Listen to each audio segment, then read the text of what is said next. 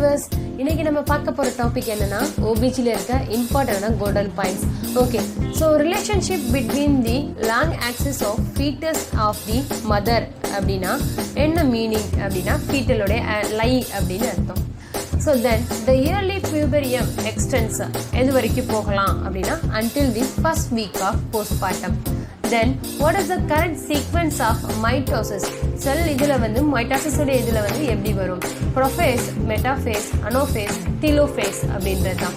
Then the geographical of record of maternal and fetal data against the time during labor on a single sheet of paper அப்படின்றது எதை வந்து assess பண்ணுவோம் அப்படின்னு கேட்டிருக்காங்க. That is a photogram.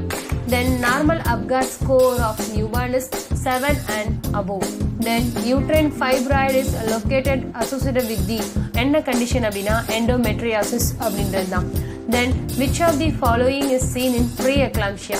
Pre-eclampsia மெயினா பார்க்கறது என்ன அப்படின்னா proteinuria. Then the most common site of ectopic pregnancy, ambulatory region of the fallopian tube. Then the cervical dilatation for per hour in primigravida first phaseல வந்து எவ்வளவு இருக்கும்? active phaseல பார்த்தோம்னா 1.2 cm அப்படின்றது. Then O2 blood is placenta return to the fetus via எது வழியா வரும்னா umbilical vein வழியா வரும். Then the first stage of labor is characterized by dilatation of the cervix. Then which of the following is the most common fertilization? எங்க site நடக்கும் அப்படின்னா ampulla. The onset of menstruation is menarche அப்படின்பாங்க. PEG cells are found in எங்க இருக்கும் அப்படின்னு பார்த்தோம்னா fallopian tubesல. Then outermost membrane of the placenta is chorion அப்படின்னு நம்ம சொல்லுவோம். Inflammation of the fallopian tube is salpingitis அப்படின்னு சொல்லுவோம். Then 6 to 7 million oocytes available இருந்துச்சு அப்படின்னா so எத்தனை how many are released during ovulation? 400 to 500 இருக்கும். Then which of the following is not a feature of HELLP syndrome?